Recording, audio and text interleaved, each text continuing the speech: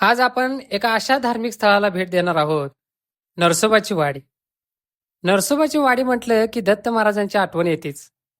आपसुक आपल्या ओठावर येतं श्री गुरुदेव दत्त.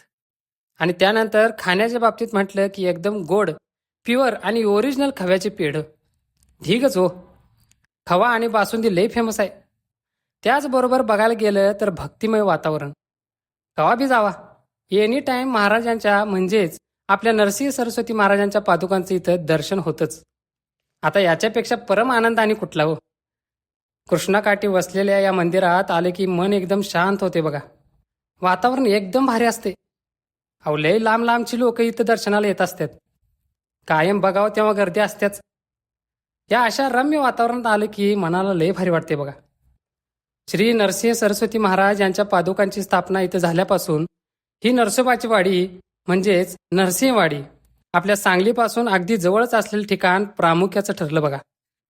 असं म्हटलं जातं की श्री दत्तात्रेय त्यांच्या अवतारात नरसिंह सरस्वती यांनी येतं 12 वर्ष वास्तव्य केलं होतं.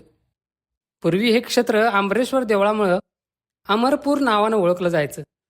पण आता हे गाव नरसोबाची वाडी अर्थात नरसिंहवाडी म्हणून ओळखलं जातं. अहो पहाटे 3 वाजल्यापासून ते रात्री 10 पर्यंत दत्तभक्तीचा जागर इथे सुरू असतोय. त्याचबरोबर येणाऱ्या भाविकांकरिता प्रसादाची उत्तम सोय असते. 12 महिने अगदी पवित्र आणि आध्यात्मिक अशा स्वरूपाची ही नरसिंहवाडी प्रसिद्ध आहे बघा. कधीतरी नक्की भेट द्या. तुम्हाला नक्कीच